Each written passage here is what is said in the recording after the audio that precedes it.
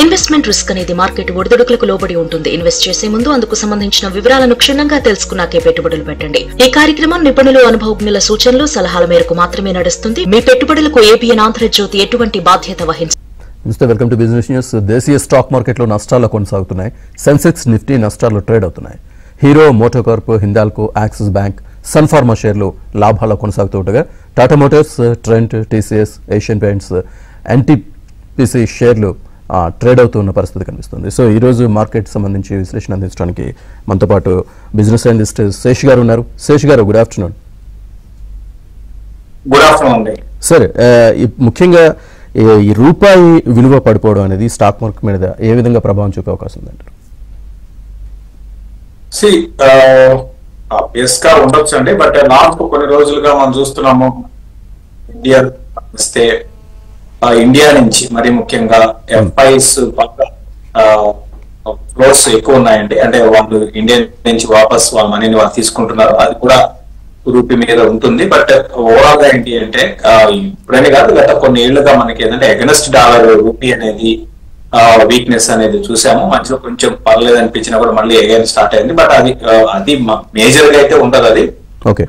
But ఇంకా markets విషయానికి వస్తే మనకి రీసెంట్ డేస్ లో మళ్ళీ అంటే చాలా 3 నెలల నుంచి మనం గమనిస్తే నిఫ్టీ గాని చూస్తే ఎగ్జాక్ట్ గా మనకి 25,200 నుంచి 400 లెవెల్స్ రావడం, అక్కడి నుంచి మళ్ళీ కిందకి రావడం చూసాము. ఇప్పుడు ఈసారి కూడా అదే విధంగా మనకి జస్ట్ ఒక ఫ్యూ డేస్ బ్యాక్ నిఫ్టీ గాని గమనిస్తే 25,400 దాకా వెళ్ళింది. మళ్ళీ ఇప్పుడు 25,000 బిలోకి వచ్చింది. నేను లాస్ట్ టైం లో కూడా అంటే లాస్ట్ మన ఏబిఎన్ ద్వారా కూడా చెప్పడం జరిగింది ఒక 50 డేస్ బ్యాక్. కొన్ని రోజుల వరకు నిఫ్టీ ఒకే రేంజ్ లో ఉండే అవకాశాలు ఉన్నాయి. 200 నుంచి 400 ఆ మధ్యలో బాగా రెసిస్టెన్స్ అనేది ఫేస్ చేయొచ్చు. డౌన్ సైడ్ గాని గమనిస్తే 24,200 నుంచి 400 అంటే 1000 పాయింట్ రేంజ్ లో నిఫ్టీ ఉంటుంది. ఈ క్రమంలో ఏంటంటే మనకి మిడ్ అండ్ స్మాల్ క్యాప్ లో యాక్షన్ ఉండే అవకాశాలు కనపడుతున్నాయి. ఇప్పుడు కూడా అదే విధంగా ఉందండి. మళ్ళీ బ్యాక్ టు నిఫ్టీ 24,800 దగ్గర ఒక మైనర్ సపోర్ట్ ఉంది. అది అక్కడ అది బ్రేక్ అయితే మరింత కిందకి వెళ్లే అవకాశాలు ఉన్నాయండి. సార్, మనతో మాట్లాడేందుకు కాలర్స్ ఉన్నారండి. ఒంగోలు నుంచి శ్రీనివాస్ గారు ఉన్నారు. శ్రీనివాస్ గారు, నమస్కారం సార్. సార్ గారికి మాట్లాడండి సార్. ఎస్డిఎస్ ఎంటర్టైన్మెంట్ అనేది ఎస్ఐపి లాగా ఇన్వెస్ట్మెంట్ చేసుకోవచ్చా ఒక 4-5 ఇయర్స్ కి? అదేవిధంగా hospital stock SDS entertainment sir. SJS okay, చెప్పండి. హాస్పిటల్ సెక్టర్, హాస్పిటల్ కానీ ఏదన్నా ఒకటి స్మాల్ క్యాప్ లో, మిడ్ క్యాప్ లో చెప్పండి. లార్జ్ క్యాప్ వద్దు సార్. లార్జ్ క్యాప్ నా దగ్గర ఉన్నాయి చాలా. స్మాల్ లో, మిడ్ లో చెప్పండి. ఓకే అండి. ఎస్జేఎస్ ఎంటర్ప్రైజెస్ ని ఎస్ఐపి లాగా చేసుకోవాలని అడిగారు. సో ఒకటి గమనిస్తే అంటే ఎస్జేఎస్ ఎంటర్ప్రైజెస్ గాని గమనిస్తే మనం చెప్పిన దగ్గర నుంచి స్టాక్ నాన్ స్టాప్ గా పెరుగుతూ ఉందండి. కాకపోతే ఏంటంటే ఇది ఎస్ఐపి కన్నా మీరు ఆల్రెడీ కొని ఉంటే హోల్డ్ చేయండి. ఫ్యూచర్ పరంగా బాగుండే అవకాశాలు ఉన్నాయండి. ఇది ఏంటంటే కొంచెం యూనిక్ బిజినెస్ లో ఉన్నాం. ఏంటి అంటే డెకరేటివ్ యాస్థెటిక్స్ అంటే ఫర్ ఎగ్జాంపుల్ మీకు ఒక వాషింగ్ మిషన్ ని డిజైన్ చేయాలి అంటే దానికి అందంగా ఉండేటట్టు డిజైన్ చేయాలి అనుకోండి. సో వాషింగ్ మిషన్ కంపెనీస్ వీళ్ళని అప్రోచ్ అవుతారు అనమాట. అదేవిధంగా ఒక కార్ కావచ్చు, లేకపోతే ఒక రిఫ్రిజిరేటర్ కావచ్చు, ఇట్లా అనమాట. సో మన ఇండియాలో అదే 2 వీలర్ కావచ్చు, అంటే యాస్థెటిక్ లుక్ అంటే చూడడానికి అందంగా కనపడేటట్టుగా అనమాట. సో అది వాళ్ళ బిజినెస్. ఎక్కువ 2 వీలర్స్ లో వీళ్ళు ఎక్కువ ఉన్నారు. వీళ్ళకంటే వీళ్ళకి రెవెన్యూస్ లో కానీ గమనిస్తే 2 వీలర్స్ తర్వాత ప్యాసింజర్ వెహికల్స్ అంటే కార్స్ అనమాట. సో డెకరేటివ్ లో ఉన్నారు.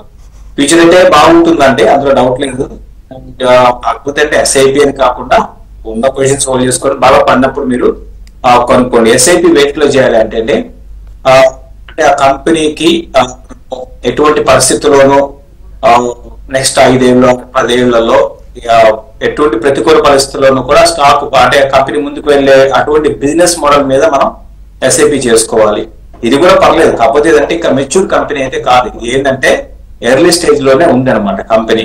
కాబట్టి ఎర్లీ స్టేజ్ లో ఉన్నప్పుడు ఏంటంటే మనం అంత పెద్దగా భారీగా ఎస్ఐపీలకి వెళ్ళకూడదు. ఇక హాస్పిటల్లో mid cap stock, hospital stock అన్నారు. హెచ్సిజిని కొనుక్కోండి. హెచ్సిజిని మీరు కొనుక్కోండి. ఇది మీ భారీగా మార్కెట్ క్యాప్ 9,000 crores ఉంది. ఇప్పుడు బాగా ఇంకా తక్కువ ఉండేది. హెచ్సిజిని కొనుక్కోండి. రైట్ సార్, మరో కాల్ ఉన్నారు అంజలి విజయవాడ నుంచి. అంజలి గారు నమస్తే సార్, గుడ్ ఆఫ్టర్నూన్ తేజ్ గారు.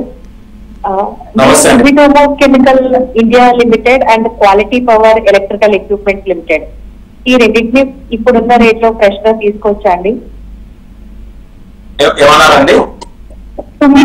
Sumitomo Chemical India Limited and Quality Power equipment. ఏమన్నారు? క్వాలిటీ పవర్ ఎలక్ట్రికల్ ఎక్విప్మెంట్స్ అండి. ఓకే. సో క్వాలిటీ పవర్ గురించి, సుమిటోమో గురించి అడిగారు. సుమిటోమో కెమికల్స్ రీసెంట్ డేస్ లో కొంత ర్యాలీ వచ్చింది, తర్వాత మళ్ళీ కూడా కరెక్షన్ కూడా చూసామండి. రీసెంట్ నెంబర్స్ పరంగా చూస్తే ఎక్స్ట్రాడరీగా అంటే బాగా వచ్చాయని చెప్పం, ఇంకా బాగా చాలా అద్భుతంగా వచ్చాయని చెప్పొచ్చు. అదే మార్చ్ తో పోల్చుకుంటే మార్చ్ అనేది డిసప్పాయింట్మెంట్ చేసింది. బట్ రీసెంట్ నెంబర్స్ అయితే చాలా అద్భుతంగా వచ్చాయి. సుమిటోమో కెమికల్స్ మీరు కరెక్షన్స్ లో మీరు యాడ్ చేసుకుంటూ పోండి. కరెక్షన్స్ లో మీరు సుమిటోమో కెమికల్స్ ని కొనుక్కోవడానికి ప్రయత్నం చేయండి. కొంచెం వోల్టాలిటీ ఉండే అవకాశాలు ఉన్నాయండి. స్టాక్ పరంగా వోల్టాలిటీ ఉంటుంది, బిజినెస్ పరంగా కూడా.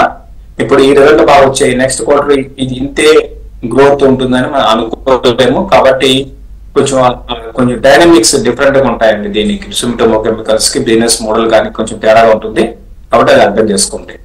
రైట్ సార్, మరో కాల్ ఉన్నారు ఒంగోలు నుంచి దామోదర్ గారు. దామోదర్ గారు సార్ నమస్కారం సార్.